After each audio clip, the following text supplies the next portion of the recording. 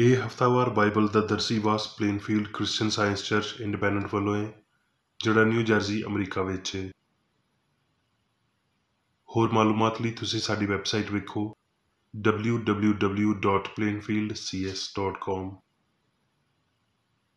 ਇਹ ਸਬਕ 29 ਅਗਸਤ 2021 ਐਤਵਾਰ ਦੇ ਦਿਨ ਹਫ਼ਤੇ ਦੇ ਅਖੀਰ ਉੱਤੇ ਤੁਹਾਡੇ ਪੜ੍ਹਨ ਲਈ ਤਿਆਰ ਕੀਤਾ ਗਿਆ ਹੈ।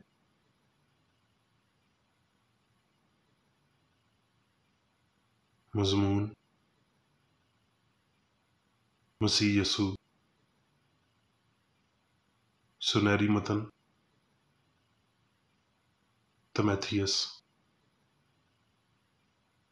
ਕਿਉਂ ਜੇ ਰੱਬ ਇੱਕ ਏ ਤੇ ਰੱਬ ਤੇ ਇਨਸਾਨ ਦੇ ਵਿਚਕਾਰ ਦਰਮਿਆਨੀ ਵੀ ਇੱਕ ਏ, ਯਾਨੀ ਮਸੀਹ ਯਸੂ ਜਿਹੜਾ ਇਨਸਾਨ ਹੈ।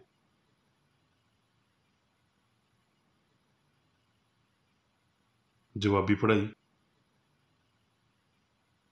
ਯੋਹੰਨਾ। ਇੱਕ ਬੰਦਾ ਯੋਹੰਨਾ ਨਾਂ ਦਾ ਆ ਗਿਆ, ਜਿਹੜਾ ਰੱਬ ਵੱਲੋਂ ਘੱਲਿਆ ਗਿਆ ਸੀ। ਇਹ ਗਵਾਹੀ ਲਈ ਆਇਆ ਭਈ ਨੂਰ ਦੀ ਗਵਾਹੀ ਦੇਵੇ, ਤਾਂ ਜੋ ਸਾਰੇ ਉਹਦੇ ਰਾਹੀਂ ਈਮਾਨ ਲਿਆਉਣ। ਉਹ ਆਪ ਤੇ ਨੂਰ ਨਹੀਂ ਸੀ, ਪਰ ਨੂਰ ਦੀ ਗਵਾਹੀ ਦੇਣ ਲਈ ਆਇਆ ਸੀ। ਅਸਲੀ ਨੂਰ ਜਿਹੜਾ ਹਰ ਬੰਦੇ ਨੂੰ ਰੋਸ਼ਨ ਕਰਦਾ ਹੈ, ਜੱਗ ਵਿੱਚ ਆਉਣ ਵਾਲਾ ਸੀ। ਉਹ ਜੱਗ ਵਿੱਚ ਸੀ ਤੇ ਜੱਗ ਦੇ ਰਾਹੀਂ ਬਣਿਆ ਤੇ ਜੱਗ ਨੇ ਉਹਨੂੰ ਨਾ ਪਛਾਣਿਆ। ਉਹ ਆਪਣੇ ਘਰ ਆਇਆ ਤੇ ਉਹਦੇ ਆਪਣਿਆਂ ਨੇ ਉਹਨੂੰ ਕਬੂਲ ਨਾ ਕੀਤਾ, ਪਰ ਜਿੰਨਿਆਂ ਨੇ ਉਹਨੂੰ ਕਬੂਲ ਕੀਤਾ ਉਹਨੇ ਉਹਨਾਂ ਨੂੰ ਰੱਬ ਦੇ ਪੁੱਤਰ ਬਣਨ ਦਾ ਹੱਕ ਬਖਸ਼ਿਆ, ਯਾਨੀ ਉਹਨਾਂ ਨੂੰ ਜਿਹੜੇ ਉਹਦੇ ਨਾਂ ਉੱਤੇ ਈਮਾਨ ਲਿਆਉਂਦੇ ਨੇ। ਉਹ ਨਾ ਲਹੂ ਤੋਂ, ਨਾ ਬਦਨ ਦੀ ਖਵਾਹਿਸ਼ ਤੋਂ, ਨਾ ਇਨਸਾਨ ਦੇ ਇਰਾਦੇ ਤੋਂ, ਬਲਕਿ ਰੱਬ ਤੋਂ ਜੰਮੇ। ਕਿਉਂ ਜੇ ਉਹਦੀ ਮਾਮੂਰੀ ਵਿੱਚੋਂ ਅਸੀਂ ਸਾਰਿਆਂ ਨੇ ਪਾਇਆ, ਯਾਨੀ ਫਜ਼ਲ ਉੱਤੇ ਫਜ਼ਲ। ਇਸ ਲਈ ਪਈ ਸ਼ਰੀਅਤ ਤੇ ਮੂਸਾ ਦੇ ਰਾਹੀਂ ਦਿੱਤੀ ਗਈ, ਪਰ ਫਜ਼ਲ ਤੇ ਸੱਚਾਈ ਯਿਸੂ ਮਸੀਹ ਦੇ ਰਾਹੀਂ ਅਪੜੀ।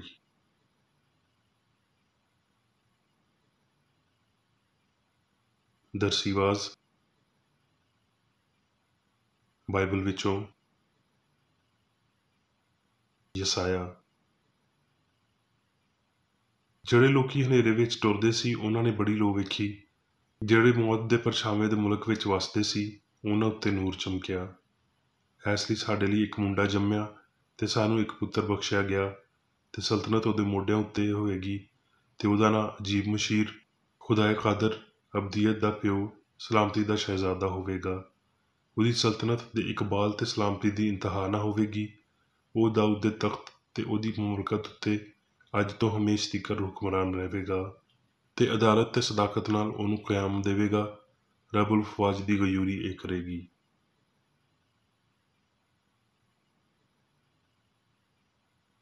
ਮੱਤੀ। ਤੇ ਯਿਸੂ ਸਾਰੇ ਗਲੀਲ ਵਿੱਚ ਫਿਰਦਾ ਰਿਹਾ ਤੇ ਉਹਨਾਂ ਦੇ ਇਬਾਦਤਖਾਨਿਆਂ ਵਿੱਚ ਤਾਲੀਮ ਦਿੰਦਾ ਤੇ ਬਾਦਸ਼ਾਹੀ ਦੀ ਖੁਸ਼ਖਬਰੀ ਦੀ ਮੁਨਾਦੀ ਕਰਦਾ, ਤੇ ਲੋਕਾਂ ਦੀ ਹਰ ਤਰ੍ਹਾਂ ਦੀ ਬਿਮਾਰੀ ਤੇ ਹਰ ਤਰ੍ਹਾਂ ਦੀ ਕਮਜ਼ੋਰੀ ਨੂੰ ਦੂਰ ਕਰਦਾ ਰਿਹਾ।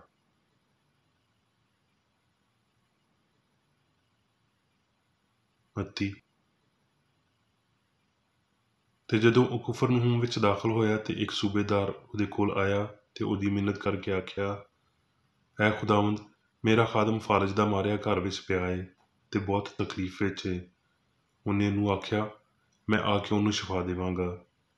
ਸੂਬੇਦਾਰ ਨੇ ਜਵਾਬ ਵਿੱਚ ਆਖਿਆ, ਐ ਖੁਦਾਵੰਦ, ਮੈਂ ਇਸ ਲਾਇਕ ਨਹੀਂ ਕਿ ਤੂੰ ਮੇਰੀ ਛੱਤ ਦੇ ਹੇਠਾਂ ਆਵੇਂ, ਬਲਕਿ ਸਿਰਫ ਜ਼ਬਾਨ ਨਾਲ ਆਖ ਦੇ ਤੇ ਮੇਰਾ ਖਾਦਮ ਸ਼ਿਫਾ ਪਾ ਜਾਵੇਗਾ। ਕਿਉਂ ਜੇ ਮੈਂ ਵੀ ਦੂਜਿਆਂ ਦੇ ਇਖਤਿਆਰ ਵਿੱਚ ਵਾਂ ਤੇ ਸਿਪਾਹੀ ਮੇਰੇ ਮਾਤਹਿਤ ਨੇ। ਜਦੋਂ ਇੱਕ ਨੂੰ ਆਖਦਾ ਵਾਂ ਪਈ ਜਾ ਤੇ ਉਹ ਜਾਂਦਾ ਏ, ਤੇ ਦੂਜੇ ਨੂੰ ਪਈ ਆ ਤੇ ਉਹ ਆਉਂਦਾ ਏ, ਤੇ ਆਪਣੇ ਨੌਕਰ ਨੂੰ ਪਈ ਇਹ ਕਰ ਤੇ ਉਹ ਕਰਦਾ ਏ। ਯਿਸੂ ਇਹ ਸੁਣ ਕੇ ਹੈਰਾਨ ਹੋਇਆ ਤੇ ਮਗਰ ਆਉਣ ਵਾਲਿਆਂ ਨੂੰ ਆਖਿਆ, ਮੈਂ ਤੁਹਾਨੂੰ ਸੱਚ ਆਖਦਾ ਵਾਂ ਪਈ ਮੈਂ ਇਸਰਾਈਲ ਵਿੱਚ ਵੀ ਅਜਿਹਾ ਈਮਾਨ ਨਹੀਂ ਪਾਇਆ। ਤੇ ਯਿਸੂ ਨੇ ਸੂਬੇਦਾਰ ਨੂੰ ਆਖਿਆ, ਜਿਵੇਂ ਤੇਰਾ ਈਮਾਨ ਏ ਤੇਰੇ ਲਈ ਉਂਝ ਹੀ ਹੋਵੇ। ਤੇ ਉਸੇ ਵੇਲੇ ਖਾਦਮ ਨੇ ਸ਼ਿਫਾ ਪਾਈ।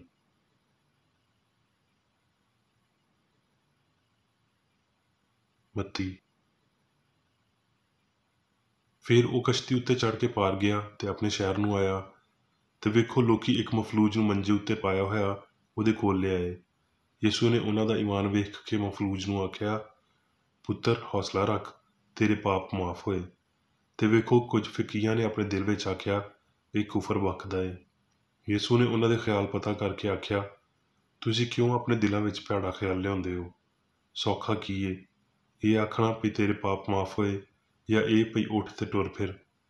ਪਰ ਇਸ ਲਈ ਭਈ ਤੁਸੀਂ ਜਾਣ ਲਵੋ ਭਈ ਇਬਨੇ ਆਦਮ ਨੂੰ ਧਰਤੀ ਉੱਤੇ ਪਾਪ ਮਾਫ਼ ਕਰਨ ਦਾ ਇਖਤਿਆਰ ਹੈ।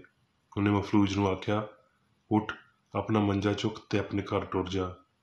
ਉਹ ਉੱਠ ਕੇ ਆਪਣੇ ਘਰ ਟੁਰ ਗਿਆ। ਲੋਕੀ ਇਹ ਵੇਖ ਕੇ ਡਰ ਗਏ ਤੇ ਰੱਬ ਦੀ ਵਡਿਆਈ ਕਰਨ ਲੱਗੇ, ਜਿਨ੍ਹੇ ਬੰਦਿਆਂ ਨੂੰ ਅਜਿਹਾ ਇਖਤਿਆਰ ਦਿੱਤਾ।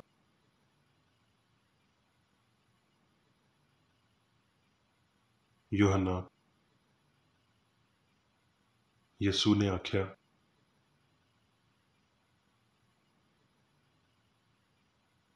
ਯੂਹੰਨਾ। ਇਸ ਲਈ ਯਿਸੂ ਨੇ ਉਹਨਾਂ ਨੂੰ ਆਖਿਆ ਭਈ ਮੈਂ ਤੁਹਾਨੂੰ ਸੱਚ ਆਖਦਾ ਵਾਂ ਭਈ ਪੁੱਤਰ ਆਪਣੇ ਆਪ ਤੋਂ ਕੁਝ ਨਹੀਂ ਕਰ ਸਕਦਾ, ਸਿਵਾਏ ਇਹਦੇ ਜੋ ਕੁਝ ਪਿਓ ਨੂੰ ਕਰਦਾ ਵੇਖਦਾ ਏ। ਕਿਉਂ ਜੇ ਜਿਨ੍ਹਾਂ ਕੰਮਾਂ ਨੂੰ ਉਹ ਕਰਦਾ ਏ, ਪੁੱਤਰ ਵੀ ਉਂਝ ਹੀ ਕਰਦਾ ਏ। ਇਸ ਲਈ ਪਿਓ ਪੁੱਤਰ ਨੂੰ ਅਜ਼ੀਜ਼ ਰੱਖਦਾ ਏ ਤੇ ਜਿੰਨੇ ਕੰਮ ਆਪ ਕਰਦਾ ਏ ਉਹਨੂੰ ਵਿਖਾਉਂਦਾ ਏ, ਬਲਕਿ ਇਹਨਾਂ ਤੋਂ ਵੀ ਵੱਡੇ ਕੰਮ ਉਹਨੂੰ ਵਿਖਾਵੇਗਾ, ਤਾਂ ਜੋ ਤੁਸੀਂ ਹੈਰਾਨ ਹੋਵੋ। ਕਿਉਂ ਜੇ ਜਿਵੇਂ ਬਾਪ ਮੁਰਦਿਆਂ ਨੂੰ ਉਠਾਉਂਦਾ ਏ ਤੇ ਜਿਉਂਦਾ ਕਰਦਾ ਏ, ਉਸੇ ਤਰ੍ਹਾਂ ਪੁੱਤਰ ਵੀ ਜਿਨ੍ਹਾਂ ਨੂੰ ਚਾਹਵੇ ਜਿਉਂਦਾ ਕਰਦਾ ਏ।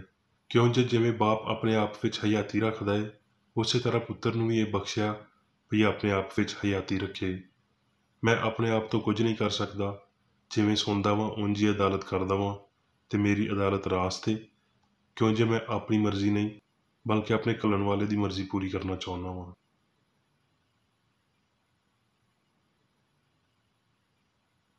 ਯੂਹੰਨਾ।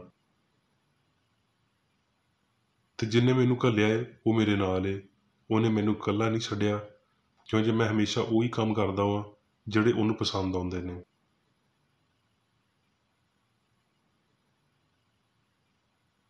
ਯੂਹੰਨਾ। ਚੰਗਾ ਚਰਵਾਹਾ ਮੈਂ ਆ, ਜਿਵੇਂ ਬਾਪ ਮੈਨੂੰ ਜਾਣਦਾ ਏ ਤੇ ਮੈਂ ਬਾਪ ਨੂੰ ਜਾਣਦਾ ਵਾਂ, ਉਸੇ ਤਰ੍ਹਾਂ ਮੈਂ ਆਪਣੀਆਂ ਭੇਡਾਂ ਨੂੰ ਵੀ ਜਾਣਦਾ ਵਾਂ ਤੇ ਮੇਰੀਆਂ ਭੇਡਾਂ ਮੈਨੂੰ ਜਾਣਦੀਆਂ ਨੇ, ਤੇ ਮੈਂ ਭੇਡਾਂ ਲਈ ਆਪਣੀ ਜਾਨ ਦੇਣਾ ਵਾਂ। ਤੇ ਮੇਰੀਆਂ ਹੋਰ ਵੀ ਭੇਡਾਂ ਨੇ ਜਿਹੜੀਆਂ ਇਸ ਬਾੜੇ ਦੀਆਂ ਨਹੀਂ। ਮੈਂ ਉਹਨਾਂ ਨੂੰ ਵੀ ਜ਼ਰੂਰ ਲਿਆਉਣਾ ਏ ਤੇ ਉਹ ਮੇਰੀ ਆਵਾਜ਼ ਸੁਣਨਗੀਆਂ। ਫਿਰ ਇੱਕ ਹੀ ਗੱਲਾ ਤੇ ਇੱਕ ਹੀ ਚਰਵਾਹਾ ਹੋਵੇਗਾ।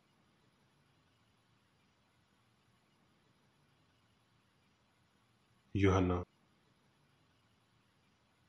ਫਿਲਿਪਸ ਨੇ ਉਹਨੂੰ ਆਖਿਆ, ਐ ਖੁਦਾਵੰਦ, ਬਾਪ ਨੂੰ ਸਾਨੂੰ ਵਿਖਾ, ਇਹ ਬਹੁਤ ਏ। ਯਿਸੂ ਨੇ ਉਹਨੂੰ ਆਖਿਆ, ਐ ਫਿਲਿਪਸ, ਮੈਂ ਇੰਨੇ ਚਿਰ ਤੋਂ ਤੁਹਾਡੇ ਨਾਲ ਆ ਕਿ ਤੂੰ ਮੈਨੂੰ ਨਹੀਂ ਜਾਣਦਾ। ਜਿਹਨੇ ਮੈਨੂੰ ਵੇਖਿਆ ਏ ਉਹਨੇ ਬਾਪ ਨੂੰ ਵੇਖਿਆ ਏ। ਤੂੰ ਕਿਉਂ ਆਖਦਾ ਏ ਭਈ ਬਾਪ ਨੂੰ ਸਾਨੂੰ ਵਿਖਾ? ਕੀ ਤੈਨੂੰ ਯਕੀਨ ਨਹੀਂ ਭਈ ਮੈਂ ਬਾਪ ਵਿੱਚ ਹਾਂ ਤੇ ਬਾਪ ਮੇਰੇ ਵਿੱਚ ਏ? ਇਹ ਗੱਲਾਂ ਜਿਹੜੀਆਂ ਮੈਂ ਤੁਹਾਨੂੰ ਆਖਦਾ ਵਾਂ ਆਪਣੇ ਵੱਲੋਂ ਨਹੀਂ ਆਖਦਾ, ਪਰ ਬਾਪ ਮੇਰੇ ਵਿੱਚ ਰਹਿ ਕੇ ਕੰਮ ਕਰਦਾ ਏ। ਮੇਰਾ ਯਕੀਨ ਕਰੋ ਭਈ ਮੈਂ ਬਾਪ ਵਿੱਚ ਹਾਂ ਤੇ ਬਾਪ ਮੇਰੇ ਵਿੱਚ, ਨਹੀਂ ਤੇ ਮੇਰੇ ਕੰਮਾਂ ਦੇ ਪਾਰੋਂ ਹੀ ਮੇਰਾ ਯਕੀਨ ਕਰੋ। ਮੈਂ ਤੁਹਾਨੂੰ ਸੱਚ ਆਖਦਾ ਵਾਂ ਭਈ ਜਿਹੜਾ ਮੇਰੇ ਉੱਤੇ ਈਮਾਨ ਰੱਖਦਾ ਏ, ਇਹ ਕੰਮ ਜਿਹੜੇ ਮੈਂ ਕਰਦਾ ਵਾਂ ਉਹ ਵੀ ਕਰੇਗਾ, ਬਲਕਿ ਇਹਨਾਂ ਤੋਂ ਵੀ ਵੱਡੇ ਕੰਮ ਕਰੇਗਾ, ਕਿਉਂ ਜੇ ਮੈਂ ਬਾਪ ਦੇ ਕੋਲ ਜਾਣਾ ਵਾਂ।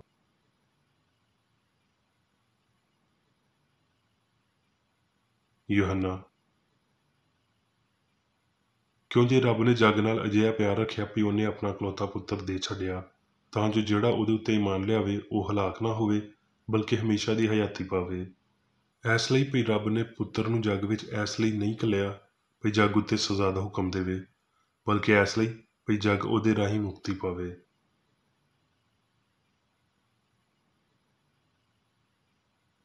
ਯੂਹੰਨਾ। ਯਿਸੂ ਨੇ ਇਹ ਗੱਲਾਂ ਆਖੀਆਂ ਤੇ ਆਪਣੀਆਂ ਅੱਖੀਆਂ ਅਸਮਾਨ ਵੱਲ ਚੁੱਕ ਕੇ ਆਖਿਆ, ਐ ਬਾਪ, ਉਹ ਵੇਲਾ ਆ ਗਿਆ ਏ, ਆਪਣੇ ਪੁੱਤਰ ਦਾ ਜਲਾਲ ਜ਼ਾਹਿਰ ਕਰ, ਤਾਂ ਜੋ ਪੁੱਤਰ ਤੇਰਾ ਜਲਾਲ ਜ਼ਾਹਿਰ ਕਰੇ। ਇਸ ਲਈ ਤੂੰ ਉਹਨੂੰ ਹਰ ਬੰਦੇ ਉੱਤੇ ਇਖਤਿਆਰ ਦਿੱਤਾ ਏ, ਤਾਂ ਜੋ ਜਿਨ੍ਹਾਂ ਨੂੰ ਤੂੰ ਉਹਨੂੰ ਦਿੱਤਾ ਏ ਉਹਨਾਂ ਸਾਰਿਆਂ ਨੂੰ ਹਮੇਸ਼ਾ ਦੀ ਹਯਾਤੀ ਦੇਵੇ। ਤੇ ਹਮੇਸ਼ਾ ਦੀ ਹਯਾਤੀ ਇਹ ਹੈ ਵੀ ਉਹ ਤੈਨੂੰ ਖੁਦਾਏ ਵਾਹਦ ਤੇ ਬਰਹਕ ਨੂੰ ਤੇ ਯਿਸੂ ਮਸੀਹ ਨੂੰ ਜਿਹਨੂੰ ਤੂੰ ਘੱਲਿਆ ਏ ਜਾਣਨ।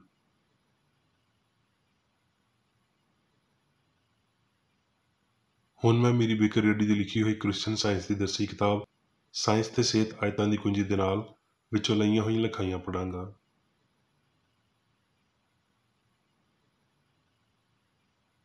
ਸਾਇੰਸ ਤੇ ਸਿਹਤ।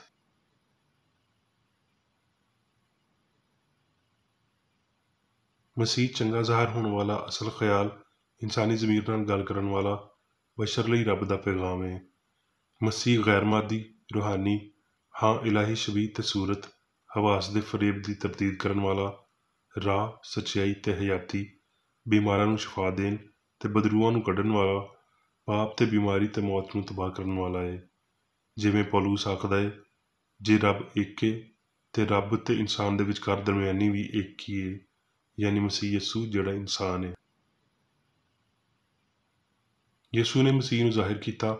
ਉਹਨੇ ਇਹ ਸਾਬਤ ਕੀਤਾ ਕਿ ਮਸੀਹ ਖੁਦਾ ਪਾਕ ਰੂਹ ਜਾਂ ਸਲਾਮਤੀ ਦੇਣ ਵਾਲੇ ਦਾ ਇਲਾਹੀ ਖਿਆਲ ਹੈ, ਜਿਹੜਾ ਇਲਾਹੀ ਅਸੂਲ ਪਿਆਰ ਨੂੰ ਜ਼ਾਹਿਰ ਕਰਦਾ ਹੈ ਤੇ ਸਾਰੀ ਸੱਚਾਈ ਵੱਲ ਰਹਿਨੁਮਾਈ ਦਿੰਦਾ ਹੈ। ਯਸੂ ਇੱਕ ਕੰਵਾਰੀ ਦਾ ਪੁੱਤਰ ਸੀ। ਉਹਨੂੰ ਰੱਬ ਦਾ ਕਲਾਮ ਸੁਣਾਉਣ ਲਈ ਤੇ ਇੱਕ ਅਜਿਹੀ ਸ਼ਕਲ ਵਿੱਚ ਇਨਸਾਨ ਉੱਤੇ ਜ਼ਾਹਿਰ ਹੋਣ ਲਈ ਚੁਣਿਆ ਗਿਆ ਸੀ ਜਿਹਨੂੰ ਉਹ ਸਮਝ ਸਕਦੇ ਤੇ ਉਹਦੇ ਨਾਲ ਨਾਲ ਉਹਦੀ ਸਮਝ ਪਾ ਸਕਦੇ। ਉਹਨੇ ਅਲੂਹੀਅਤ ਦੀ ਆਲਾ ਕਿਸਮ ਜ਼ਾਹਿਰ ਕੀਤੀ, ਜਿਹਨੂੰ ਇੱਕ ਜਿਸਮਾਨੀ ਸ਼ਕਲ ਹੀ ਉਸ ਦੌਰ ਵਿੱਚ ਜ਼ਾਹਿਰ ਕਰ ਸਕਦੀ ਸੀ। ਇੱਕ ਅਸਲੀ ਤੇ ਮਿਸਾਲੀ ਇਨਸਾਨ ਵਿੱਚ ਜਿਸਮਾਨੀ ਅਨਸਰ ਦਾਖਲ ਨਹੀਂ ਹੋ ਸਕਦਾ। ਫਿਰ ਵੀ ਇਹ ਮਸੀਹ ਹੀ ਹੈ ਜਿਹੜਾ ਆਪਣੀ ਸੂਰਤ ਉੱਤੇ ਬਣਾਏ ਗਏ ਇਨਸਾਨ ਤੇ ਰੱਬ ਦੇ ਵਿਚਕਾਰ ਇਤਫਾਕ ਜਾਂ ਰੂਹਾਨੀ ਮੁਆਹਦੇ ਨੂੰ ਬਿਆਨ ਕਰਦਾ ਹੈ।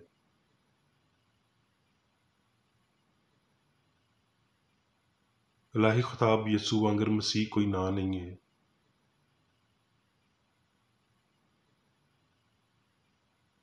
ਯਸੂ ਨੇ ਮਸੀਹ ਦੀ ਸ਼ਫਾ ਦੀ ਰੂਹਾਨੀ ਬੁਨਿਆਦ ਉੱਤੇ ਆਪਣਾ ਚਰਚ ਬਣਾਇਆ ਤੇ ਆਪਣੇ ਮਿਸ਼ਨ ਨੂੰ ਜਾਰੀ ਰੱਖਿਆ। ਉਹਨੇ ਆਪਣੇ ਪਿੱਛੇ ਟੁਰਨ ਵਾਲਿਆਂ ਨੂੰ ਸਿਖਾਇਆ ਵੀ ਉਹਦਾ ਮਜ਼ਹਬ ਇਲਾਹੀ ਅਸੂਲ ਸੀ, ਜਿਹੜਾ ਖਤਾ ਨੂੰ ਬਾਹਰ ਕੱਢਦਾ ਤੇ ਬਿਮਾਰ ਤੇ ਪਾਪੀ ਦੋਵਾਂ ਨੂੰ ਸ਼ਫਾ ਦਿੰਦਾ ਸੀ। ਉਹਨੇ ਰੱਬ ਤੋਂ ਵੱਖਰੀ ਕਿਸੇ ਸਿਆਣ, ਕੰਮ ਤੇ ਨਾ ਹੀ ਕਿਸੇ ਹਯਾਤੀ ਦਾ ਦਾਅਵਾ ਕੀਤਾ। ਇਸ ਮੁਸੀਬਤ ਦੇ ਬਾਵਜੂਦ ਜਿਹੜੀ ਇਹਦੇ ਪਾਰੋਂ ਹੀ ਉਹਦੇ ਉੱਤੇ ਆਈ ਸੀ, ਉਹਨੇ ਇਲਾਹੀ ਤਾਕਤ ਨੂੰ ਇਨਸਾਨ ਨੂੰ ਰੂਹਾਨੀ ਤੇ ਜਿਸਮਾਨੀ ਦੋਵਾਂ ਤਰ੍ਹਾਂ ਦੀ ਮੁਕਤੀ ਦੇਣ ਲਈ ਵਰਤਿਆ।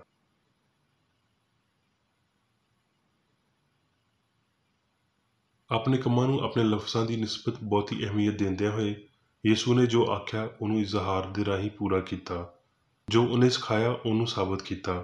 ਇਹੀ ਮਸੀਹਤ ਦੀ ਸਾਇੰਸ ਹੈ। ਯਿਸੂ ਨੇ ਉਸ ਅਸੂਲ ਨੂੰ ਜਿਹੜਾ ਬਿਮਾਰ ਨੂੰ ਸ਼ਿਫਾ ਦਿੰਦਾ ਤੇ ਗਲਤੀ ਨੂੰ ਬਾਹਰ ਕੱਢਦਾ ਹੈ, ਇਲਾਹੀ ਸਾਬਤ ਕੀਤਾ। ਫਿਰ ਵੀ ਉਹਦੇ ਕੁਝ ਤਾਲਬੇ ਇਲਮ ਹੀ ਉਹਦੀਆਂ ਤਾਲੀਮਾਂ ਤੇ ਉਹਨਾਂ ਦੇ ਜਲਾਲੀ ਸਬੂਤਾਂ ਨੂੰ ਸਮਝ ਸਕੇ, ਜਿਵੇਂ ਪਈ ਹਯਾਤੀ, ਸੱਚਾਈ ਤੇ ਪਿਆਰ। ਇਸ ਨਾਲ ਮੰਨੀ ਹੋਈ ਸਾਇੰਸ ਦਾ ਅਸੂਲ ਸਾਰੀ ਗਲਤੀ, ਬੁਰਿਆਈ, ਬਿਮਾਰੀ ਤੇ ਮੌਤ ਨੂੰ ਨੇਸਤ ਕਰਦਾ ਹੈ।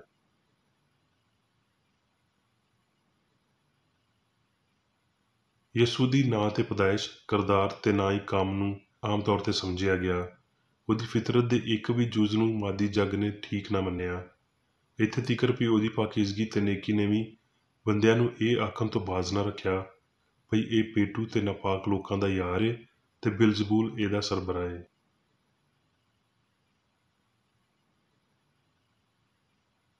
ਯਿਸੂ ਕਾਮਲ ਇਨਸਾਨ ਦਾ ਸਭ ਤੋਂ ਉੱਚਾ ਇਨਸਾਨੀ ਖਿਆਲ ਸੀ। ਉਹ ਉਸ ਮਸੀਹਤ ਤੋਂ ਵੱਖਰਾ ਨਾ ਹੋਣ ਦੇ ਕਾਬਲ ਸੀ, ਜਿਹੜਾ ਬਦਨ ਤੋਂ ਬਗੈਰ ਰੱਬ ਦਾ ਇਲਾਹੀ ਖਿਆਲ ਸੀ।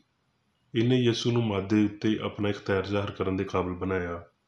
ਫਰਿਸ਼ਤਿਆਂ ਨੇ ਇਸ ਦੋਹਰੇ ਇਜ਼ਹਾਰ ਦੇ ਬਾਰੇ ਮਜੂਸੀਆਂ ਨੂੰ ਦੱਸਿਆ ਤੇ ਫਰਿਸ਼ਤਿਆਂ ਨੇ ਈਮਾਨ ਦੇ ਰਾਹੀਂ ਹਰ ਜ਼ਮਾਨੇ ਵਿੱਚ ਆਰਜ਼ੂ ਰੱਖਣ ਵਾਲੇ ਦਿਲਾਂ ਲਈ ਇਹਦੀ ਸਰਗੋਸ਼ੀ ਕੀਤੀ।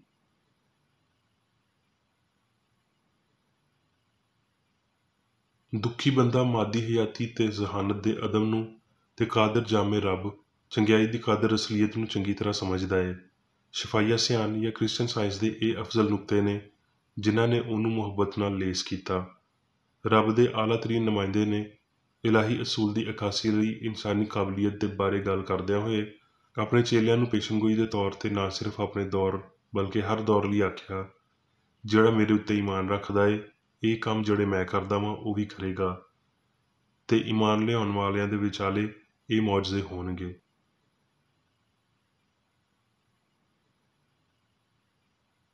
ਪੁਰਾਣੇ ਮਸੀਹੀ ਇਲਾਜ ਕਰਨ ਵਾਲੇ ਸੀ। ਮਸੀਹਤ ਦਾ ਇਹ ਅਨਸਰ ਗਵਾਚ ਕਿਉਂ ਗਿਆ ਹੈ?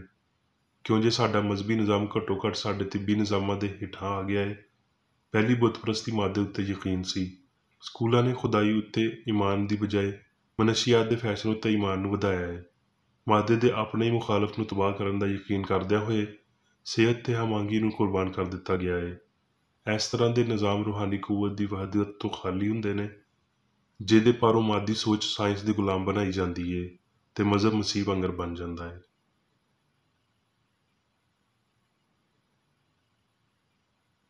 ਮਸੀਹ ਬਤੌਰ ਰੱਬ ਦੇ ਰੂਹਾਨੀ ਤੇ ਅਸਲੀ ਖਿਆਲ ਮਾਜ਼ੀ ਵਾਂਗਰ ਹੁਣ ਵੀ ਗਰੀਬਾਂ ਨੂੰ ਖੁਸ਼ਖਬਰੀ ਦੀ ਤਾਲੀਮ ਦਿੰਦਿਆਂ ਹੋਏ, ਬਿਮਾਰਾਂ ਨੂੰ ਸ਼ਿਫਾ ਦਿੰਦਿਆਂ ਹੋਏ ਤੇ ਬਦਰੂਆਂ ਨੂੰ ਕੱਢਦਿਆਂ ਹੋਏ ਆਉਂਦਾ ਹੈ।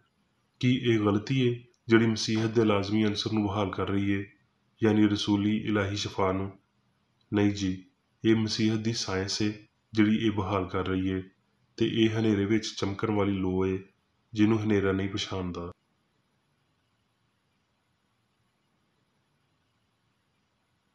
ਉਹਦੀ ਤਾਲੀਮ ਤੇ ਨਮੂਨੇ ਮਗਰ ਟੁਰਨ ਲਈ ਕੌਣ ਤਿਆਰ ਹੈ?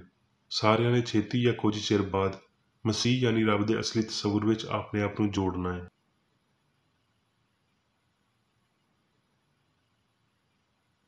ਮਾਲਕ ਨੇ ਆਖਿਆ, ਕੋਈ ਮੇਰੇ ਵਸੀਲੇ ਤੋਂ ਬਗੈਰ ਪਿਓ ਹਸਤੀ ਦੇ ਇਲਾਹੀ ਅਸੂਲ ਦੇ ਕੋਲ ਨਹੀਂ ਆਉਂਦਾ, ਯਾਨੀ ਮਸੀਹ ਹਯਾਤੀ, ਸੱਚਾਈ ਤੇ ਪਿਆਰ ਦੇ ਬਗੈਰ। ਕਿਉਂ ਜੇ ਮਸੀਹ ਆਖਦਾ ਏ ਵੀ ਰਾਹ ਮੈਂ ਵਾਂ, ਉਸ ਅਸਲੀ ਇਨਸਾਨ ਯਾਨੀ ਯਸੂ ਦੇ ਪਾਰੋਂ ਤਬੀਬ ਦੇ ਅਸਬਾਬਾਂ ਨੂੰ ਪਹਿਲੇ ਦਰਜੇ ਤੋਂ ਅਖੀਰੀ ਤੀਕਰ ਕਰ ਦਿੱਤਾ ਗਿਆ ਸੀ। ਉਹ ਜਾਣਦਾ ਸੀ ਵੀ ਇਲਾਹੀ ਅਸੂਲ ਯਾਨੀ ਪਿਆਰ ਉਹਨਾਂ ਸਾਰਿਆਂ ਨੂੰ ਖਲਕ ਕਰਦਾ ਤੇ ਉਹਦੇ ਉੱਤੇ ਹੁਕਮਰਾਨੀ ਕਰਦਾ ਹੈ ਜੋ ਅਸਲੀ ਹੈ।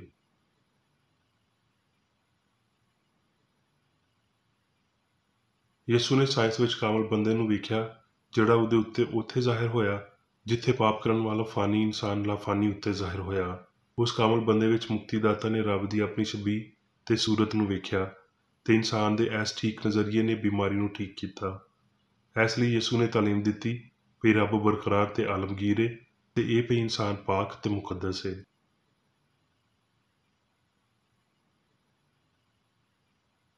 ਇਲਾਹੀ ਪਿਆਰ ਨੇ ਹਮੇਸ਼ਾ ਇਨਸਾਨ ਦੀ ਲੋੜ ਨੂੰ ਪੂਰਾ ਕੀਤਾ ਹੈ ਤੇ ਹਮੇਸ਼ਾ ਪੂਰਾ ਕਰੇਗੀ। ਇਸ ਗੱਲ ਦਾ ਤਸੱਵੁਰ ਕਰਨਾ ਠੀਕ ਨਹੀਂ ਵੀ ਯਸੂ ਨੇ ਬਸ ਕੁਝ ਖਾਸ ਤਾਦਾਦ ਵਿੱਚ ਜਾਂ ਥੋੜ੍ਹੇ ਜਿਹੇ ਵੇਲੇ ਤੀਕਰ ਸ਼ਿਫਾ ਦੇਣ ਲਈ ਇਲਾਹੀ ਤਾਕਤ ਦਾ ਮੁਜ਼ਾਹਿਰਾ ਕੀਤਾ, ਕਿਉਂ ਜੇ ਇਲਾਹੀ ਪਿਆਰ ਸਾਰੇ ਲੋਕਾਂ ਲਈ ਹਰ ਵੇਲੇ ਸਭ ਕੁਝ ਦਿੰਦਾ ਹੈ। ਸਾਡੇ ਮਾਲਕ ਨੇ ਬਦਰੂਆਂ ਬੁਰਾਈਆਂ ਨੂੰ ਕੱਢਿਆ ਤੇ ਬਿਮਾਰ ਨੂੰ ਸ਼ਿਫਾ ਦਿੱਤੀ। ਇਹ ਉਹਦੇ ਪੈਰੋਕਾਰਾਂ ਦੇ ਬਾਰੇ ਵਿੱਚ ਵੀ ਆਖਿਆ ਜਾਣਾ ਚਾਹੀਦਾ ਹੈ ਵੀ ਉਹਨਾਂ ਨੇ ਆਪਣੇ ਆਪ ਵਿੱਚੋਂ ਤੇ ਦੂਜਿਆਂ ਵਿੱਚੋਂ ਖੌਫ ਤੇ ਬੁਰਾਈ ਨੂੰ ਕੱਢ ਦਿੱਤਾ ਤੇ ਬਿਮਾਰ ਨੂੰ ਸ਼ਿਫਾ ਦਿੱਤੀ। ਜਦੋਂ ਵੀ ਇਨਸਾਨ ਉੱਤੇ ਰੱਬ ਦੀ ਹੁਕਮਰਾਨੀ ਹੁੰਦੀ ਏ, ਰੱਬ ਬਿਮਾਰ ਨੂੰ ਇਨਸਾਨ ਦੇ ਰਾਹੀਂ ਸ਼ਿਫਾ ਦੇਵੇਗਾ। ਸੱਚਾਈ ਗਲਤੀ ਨੂੰ ਹੁਣ ਵੀ ਇੰਨੇ ਯਕੀਨ ਦੇ ਨਾਲ ਬਾਹਰ ਕੱਢ ਦਿੰਦੀ ਏ ਜਿੱਦਾਂ ਉਹਨੇ 19 ਸਦੀਆਂ ਪਹਿਲੇ ਕੀਤਾ ਸੀ।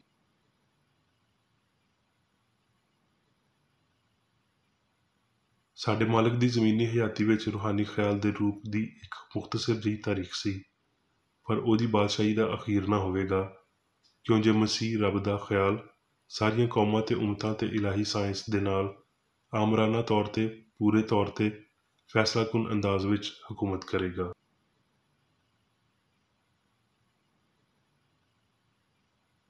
ਹੁਣ ਮੈਂ ਮੇਰੀ ਬੇਕਰ ਰੈਡੀ ਵੱਲੋਂ ਚਰਚ ਮੈਨੂਅਲ ਵਿੱਚ ਦਿੱਤੇ ਹੋਏ ਰੋਜ਼ਾਨਾ ਦੇ 3 ਫਰਜ਼ ਪੜਾਂਗਾ।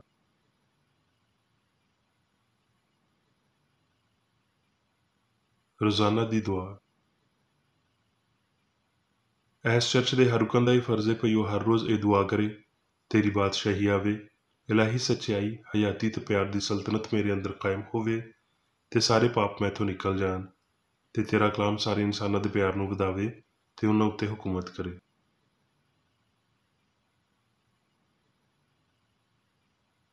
ਮਕਸਦਾਂ ਤੇ ਕੰਮਾਂ ਦਾ ਇੱਕ ਅਸੂਲ। ਨਾ ਕੋਈ ਮੁਖਾਲਫਤ ਤੇ ਨਾ ਕੋਈ ਜ਼ਾਤੀ ਤਾਲੁਕ ਮਾਦਰੀ ਚਰਚ ਦੇ ਕਿਸੇ ਰੁਕਨ ਦੇ ਮਕਸਦਾਂ ਜਾਂ ਕੰਮਾਂ ਉੱਤੇ ਅਸਰ ਕਰਨੇ ਚਾਹੀਦੇ। ਸਾਇੰਸ ਵਿੱਚ ਬਸ ਇਲਾਹੀ ਪਿਆਰ ਹੀ ਹੁਕੂਮਤ ਕਰਦੀ ਏ ਤੇ ਇੱਕ ਮਸੀਹ ਸਾਇੰਸਦਾਨ ਪਾਪ ਨੂੰ ਰੱਦ ਕਰਦਿਆਂ ਹੋਏ ਸੁੱਚੀ ਭਰਾਬੰਦੀ, ਖੈਰਾਤ ਪਸੰਦੀ ਤੇ ਮਾਫੀ ਨਾਲ ਪਿਆਰ ਦੀਆਂ ਮਿੱਠੀਆਂ ਸੱਚਾਈਆਂ ਦਾ ਪਰਛਾਵਾਂ ਬਣਦਾ ਹੈ। ਇਸ ਚਰਚ ਦੇ ਸਾਰੇ ਰੁਕਨਾਂ ਨੂੰ ਸਾਰੇ ਪਾਪਾਂ ਤੋਂ, ਗਲਤ ਤਰ੍ਹਾਂ ਦੀਆਂ ਪੇਸ਼ਨਗੋਈਆਂ, ਮੁਨਸਫੀਆਂ, ਮੁਜ਼ੰਮਤਾਂ, ਸਲਾਵਾਂ, ਗਲਤ ਅਸਰਾਂ ਨੂੰ ਲੈਣ ਤੇ ਗਲਤ ਅਸਰ ਦੇਣ ਤੋਂ ਆਜ਼ਾਦ ਰਹਿਣ ਲਈ ਹਰ ਰੋਜ਼ ਖਿਆਲ ਰੱਖਣਾ ਚਾਹੀਦਾ ਹੈ ਤੇ ਦੁਆ ਕਰਨੀ ਚਾਹੀਦੀ ਹੈ।